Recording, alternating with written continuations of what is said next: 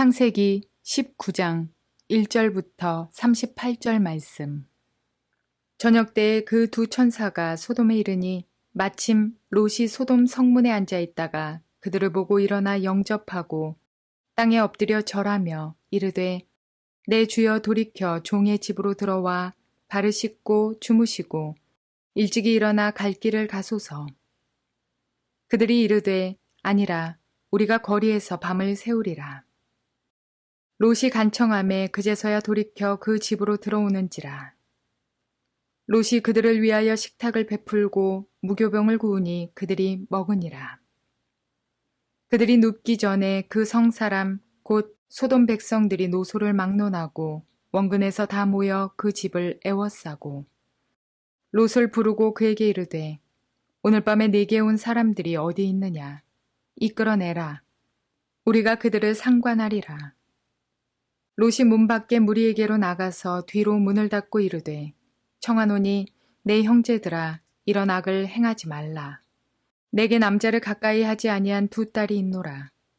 청하건대 내가 그들을 너희에게로 이끌어내리니 너희 눈에 좋을 대로 그들에게 행하고 이 사람들은 내 집에 들어왔은즉 이 사람들에게는 아무 일도 저지르지 말라. 그들이 이르되 너는 물러나라. 또 이르되 이자가 들어와서 거류하면서 우리의 법관이 되려 하는도다. 이제 우리가 그들보다 너를 더 헤아리라 하고 롯을 밀치며 가까이 가서 그 문을 부수려고 하는지라.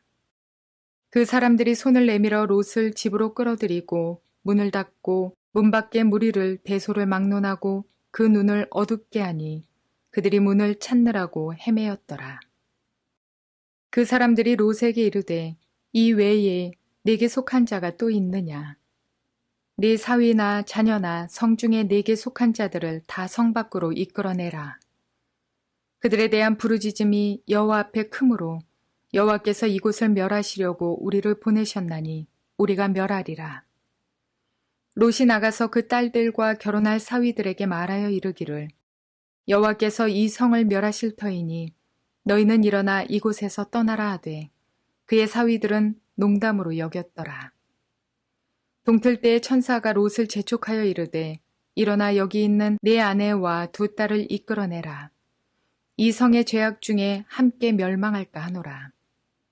그러나 롯이 지체하매 그 사람들이 롯의 손과 그 아내의 손과 두 딸의 손을 잡아 인도하여 성 밖에 두니 여호와께서 그에게 자비를 더하심이었더라. 그 사람들이 그들을 밖으로 이끌어낸 후에 이르되 도망하여 생명을 보존하라.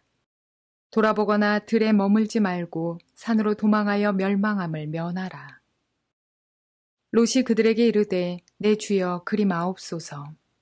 주의 종이 주께 은혜를 입었고 주께서 큰 인자를 내게 베푸사 내 생명을 구원하시오나 내가 도망하여 산에까지 갈 수 없나이다. 두렵건대 재앙을 만나 죽을까 하나이다. 보소서 저 성읍은 도망하기에 가깝고 작기도 하오니 나를 그곳으로 도망하게 하소서. 이는 작은 성읍이 아니니이까 내 생명이 보존되리이다. 그가 그에게 이르되 내가 이 일에도 네 소원을 들었은즉 네가 말하는 그 성읍을 멸하지 아니하리니 그리로 속히 도망하라. 네가 거기 이르기까지는 내가 아무 일도 행할 수 없노라 하였더라. 그러므로 그 성읍 이름을 소알이라 불렀더라. 롯이 소알에 들어갈 때에 해가 돋았더라. 여호와께서 하늘 곧 여호와께로부터 유황과 불을 소돔과 고모라에 비같이 내리사 그 성들과 온 들과 성에 거주하는 모든 백성과 땅에 난 것을 다 엎어 멸하셨더라. 롯의 아내는 뒤를 돌아보았으므로 소금 기둥이 되었더라. 아브라함이 그 아침에 일찍이 일어나 여호와 앞에 서 있던 곳에 이르러 소돔과 고모라와 그 온 지역을 향하여 눈을 들어 연기가 옹기가마의 연기같이 치솟음을 보았더라. 하나님이 그 지역의 성을 멸하실 때 곧 롯이 거주하는 성을 엎으실 때에 하나님이 아브라함을 생각하사 롯을 그 엎으시는 중에서 내보내셨더라. 롯이 소알에 거주하기를 두려워하여 두 딸과 함께 소알에서 나와 산에 올라가 거주하되 그 두 딸과 함께 굴에 거주하였더니 큰딸이 작은딸에게 이르되 우리 아버지는 늙으셨고 온 세상의 도리를 따라 우리의 배필될 사람이 이 땅에는 없으니 우리가 우리 아버지에게 술을 마시게 하고 동침하여 우리 아버지로 말미암아 후손을 이어가자 하고 그 밤에 그들이 아버지에게 술을 마시게 하고 큰딸이 들어가서 그 아버지와 동침하니라. 그러나 그 아버지는 그 딸이 눕고 일어나는 것을 깨닫지 못하였더라. 이튿날 큰딸이 작은딸에게 이르되 어젯밤에는 내가 우리 아버지와 동침하였으니 오늘 밤에도 우리가 아버지에게 술을 마시게 하고 네가 들어가 동침하고 우리가 아버지로 말미암아 후손을 이어가자 하고 그 밤에도 그들이 아버지에게 술을 마시게 하고 작은딸이 일어나 아버지와 동침하니라. 그러나 아버지는 그 딸이 눕고 일어나는 것을 깨닫지 못하였더라. 롯의 두 딸이 아버지로 말미암아 임신하고 큰딸은 아들을 낳아 이름을 모압이라 하였으니 오늘날 모압의 조상이요 작은딸도 아들을 낳아 이름을 베남미라 하였으니 오늘날 암몬 자손의 조상이었더라. 좋은 날입니다. 성령님께서 오늘도 여러분의 심령 가운데 큰 은혜와 평강으로 함께해 주시기를 주님의 이름으로 축복하여 드립니다. 오늘은 창세기 19장 말씀을 통해서 롯의 가정에 재앙이 임한 이유를 아십니까? 라는 제목으로 말씀을 전해드리려고 합니다. 지난 시간에 우리는 아브라함의 삶을 통해서 그의 섬김의 마음 때문에 하나님께서 하실 미래의 일들을 계시해 주신 이야기를 들었습니다. 그리고 아브라함은 하나님이 계시해 주실 때 조카 롯을 구원하고자 하는 안타까운 마음으로 하나님께 중보기도한 이야기도 보았습니다. 아름다운 이야기입니다. 세상은 이런 아름다운 사람과 아름다운 이야기를 기다리고 있는 것 같습니다. 오늘은 좀 불행한 이야기입니다. 롯에 대한 이야기입니다. 아브라함과 대조적으로 성경은 우리에게 아브라함이 천사를 대접한 것과 롯이 천사를 대접한 것의 차이점을 우리에게 보여주고 있습니다. 오늘 본문을 통해서 몇 가지 사실을 살펴보는 것은 굉장히 도움이 될 것입니다. 왜 롯의 가정에 재앙이 임하였을까? 볼 수 있는 몇 가지 상황입니다. 첫 번째 1절부터 3절까지 보니까 롯이 두 천사를 영접하는 모습을 보여주고 있습니다. 나그네로 온 이 두 천사를 롯은 맞아들였습니다. 천사이니까 분명히 모양이 달랐을 것이고 뭔가 특별해 보였을 것인데 롯은 그들을 영접할 때 어서 오셔서 좀 쉬다가 내일 아침 일찍 떠나세요 하고 이야기를 합니다. 천사가 그 롯의 맞이하는 태도를 볼 때 벌써 느낌이 달랐습니다. 뭔가 별로 그렇게 기껍지 않은 태도를 보고 우리 그냥 거리에서 그냥 격려하리라. 오늘 길거리에서 자지 뭐 이렇게 이야기했다는 거예요. 얼마나 만족스럽지 못했으면 그런 말을 했을까요? 그러나 롯이 강청합니다. 왜? 그 당시에 일반적 문화는 나그네를 잘 대접하는 것이고 특별히 유대인의 문화에서는 나그네를 대접하는 것이 기본적인 상식에 속한 것이었기 때문에 그 상식을 쫓아서 아마는 롯은 그렇게 했을 것이라 생각이 됩니다. 강청하기 때문에 두 천사가 할 수 없이 롯의 집에 들어가서 머무릅니다. 근데 롯이 이 두 천사를 대접하는 그 대접의 모습을 한번 보십시오. 아브라함은요 어떻게 했습니까? 버터와 우유를 가져오고 치즈를 가져오고 그리고 가장 고운 밀가루를 가지고 빵을 구워서 손님을 대접합니다. 가축에게 가서 가장 살찌고 기름지고 맛있는 부분 송아지를 잡아가지고 대접을 합니다. 스테이크 대접했다는 것이죠. 이 롯은 그러나 오늘 성경에 보니까 무교병을 구워서 대접하였더라. 그냥 빨리 누룩이 부풀지도 않고 맛있는 빵이 아닌 그냥 별로 맛도 없는 무교병, 누룩을 넣지 않는 병 빨리 구워서 얼른 먹고 주무세요 하는 이야기입니다. 벌써 그 사람의 태도만 보면 그 사람을 알 수가 있지 않습니까? 롯의 이런 천사에 대한 태도 하나만 보아도 롯이 어떤 사람인지는 알 수가 있습니다. 그 뒤의 이야기들은 이 롯이 어떤 사람인지를 보여주는 그러한 단적인 표현들을 많이 내포하고 있습니다. 롯과 천사의 관계를 보았습니다. 이제 롯과 소돔 백성과의 관계는 어찌했을까요? 두 천사가 왔다는 소문을 듣고 그 동네에 아주 불량배 남자들이 몰려옵니다. 천사가 너무 아름답다는 거예요. 이 천사와 함께 우리 좀 관계하고 싶다. 성관계 맺고 싶다는 것입니다. 이 천사가 아름다운 남자로 보였기 때문에 남자와 남자가 행하는 소위 영어로 하면 소돔이 남성과 남성이 성적 관계를 맺는 악한 일을 행하겠다고 달려온 것입니다. 롯이 그 소식을 듣고 안 된다. 내게 온 손님에게 이렇게 해서는 안 된다. 남자를 가까이 하지 않은 우리 딸이 2명 있으니까 그 딸에게 너희들 원하는 대로 행해라.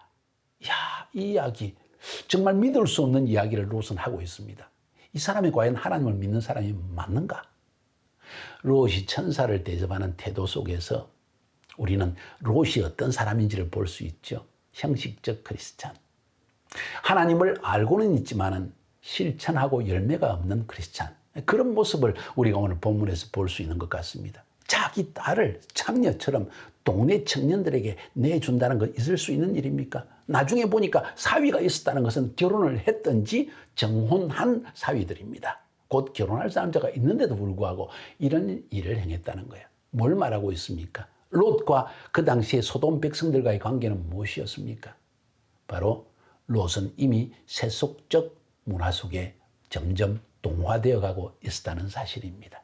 제가 종종 설교를 할 때 성경적 세계관과 세속적 세계관의 이야기를 종종 하고 있습니다. 세속적 세계관이라는 것은 나도 모르게 세상 사람들이 추구하고 옳다고 그리고 원하는 그 길을 나도 함께 동화되어 따라가는 이런 세계관, 이것이 세속적 세계관이고, 성령적 세계관인 것은 하나님의 형상대로 지어받은 우리들이 하나님의 성품을 따라 성경의 가르침을 따라 하나님의 말씀을 따라 살아가고자 하는 그런 관점을 가진 사람들을 성경적 세계관을 가진 사람이라고 저는 늘 강조했습니다. 롯은 아주 대표적인 세속적 세계관의 사람이었습니다. 뿐만 아니라 그 사람들이 롯에게 말하기를 네가 어디에서 외부에서 온 외부 사람이 우리의 법관이 되려고 하느냐? 너는 항상 우리에게 늘 잘못했던 것만 지적하고 늘 그런 사람 아니냐.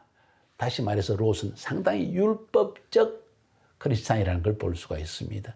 항상 남의 잘못을 지적하고 항상 다른 사람의 어려움을 지적하기만 했지 아브라함처럼 섬기려고 하고 사람들의 심령 속에 기쁨을 주려고 하는 그런 사람이 아니었다는 것을 우리는 성경을 통해 볼 수가 있습니다. 롯은 점점 하나님의 법칙과 하나님의 성품에는 멀어진, 섬김이 없고 자기중심적이고 또 세속적인 크리스찬으로 전락되어 간 모습을 오늘 성경은 우리에게 보여주고 있습니다.